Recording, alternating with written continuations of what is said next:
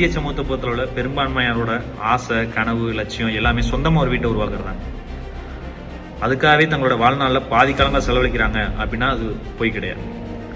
வாடகை வீட்டில் இருக்கணும் தான் சொந்த வீட்டோட அருமை தெரியும். எவ்வளோ நெருக்கமான சொந்தக்காரனாக இருந்தாலும் சரி, 2 நாளைக்கு மேலே அந்த வீட்டில் தங்க வைக்கிறதுல இருக்கக்கூடிய சிரமங்களையும், எவ்வளோ உயிருக்கு உயிராக நேசிக்கக்கூடிய நன்மை இருந்தாலும் வாடகை வீட்டுக்குன்னு உரிமையாக அழைக்கிறதுல இருக்கக்கூடிய தயக்கங்களையும் வாடகை வீட்டில் இருக்கனால தான் புரிஞ்சுக்க முடியும். வீடுங்கிறது மரியாதை மட்டும் இல்லைங்க, அது ஒரு அளவுகோல். நீங்கள் ஒருத்தனை அளவுக்கு அதிகமாக நேசிக்கிறீங்க, கொண்டாடுறீங்க, அவன் உங்களை எந்த அளவுக்கு ஏற்றுக்கிறான் அப்படிங்கிறத வீட்டை வச்சு தெரிஞ்சுக்கலாம். சிலருக்கு நுழைவாயில் வரைக்கும் தான் அனுமதி, சிலர் வாசலோட பதில் சொல்லி அனுப்பிடுவாங்க, சிலரை மட்டும்தான் மைய அறைக்கு ஹாலுக்கு அனுப்புவாங்க, அனுமதிப்பாங்க. ஒரு பெண் இன்னொரு பெண்ணை தன்னோட சமையல்கட்டில் புலங்கிறத விரும்பவே மாட்டாங்க, விடவும் மாட்டாங்க. வீடுங்கிறது ஒரு வகையில் அதிகாரம் கூட. நீங்கள் இந்திய திரையுலகின் சூப்பர் ஸ்டார் அமிதாப் பச்சன், அவர் கோடீஸ்வரர் வீட்டு பிள்ளை, ஆனால் தான் யாருன்னே சொல்லாமல் கடும் உழைப்பால் முன்னேறி சினிமா அந்தஸ்து பெற்றுருவார். அவர் ஒரு கட்டத்தில் பார்த்தீங்கன்னா புதிய முயற்சியில் ஈடுபடலாம்னு சொல்லி ஈடுபடுறாரு. பல மொழிகளில் தயாரிப்பு நிறுவனம் மூலமாக படங்கள் இயக்கலாம் முடிவு பண்ணி அதில் நட்டமடைகிறார். அதுக்கு பிறகு வேறு சில முயற்சிகள்லையும் பார்த்தீங்கன்னா தன்னிடம் இருக்க கையிருப்பு பணம் எல்லாம் காலி ஆயிடுச்சு. இறுதியில் அவரோட வீடும் ஏலத்துக்கு வந்துடுது.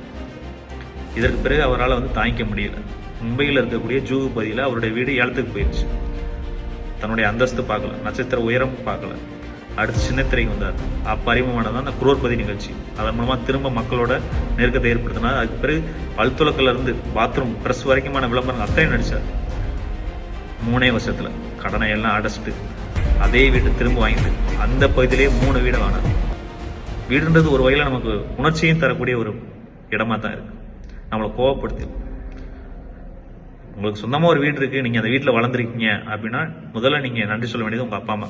உங்கள்கிட்ட அந்த கதையை கேட்டு பாருங்க, வீட்டை கட்டின கதை நமக்கு சொல்லவோடே இருக்குது. வீட்டை கட்டிப்பார், கல்யாணத்தை செஞ்சுப்பார். நாங்கள் ஆசையாக கட்டின வீடு, என்னோட வீடு, எங்கள் அப்பாவோட 25 வருஷம் உழைப்பு, அம்மாவோட 25 வருஷம் சேமிப்பு. இப்படி போகலான்னு நினைக்கும் போது அப்பா இல்லை. இப்போ அந்த வீடு முழுக்க அவரே தான் நிறைஞ்சிருக்கார். வீடுங்கிறது அவசியம். அதை உங்களுக்கு உருவாக்கக்கூடிய வாய்ப்பை உங்கள் பெற்றோர் ஏற்படுத்தி கொடுத்துருக்காங்க.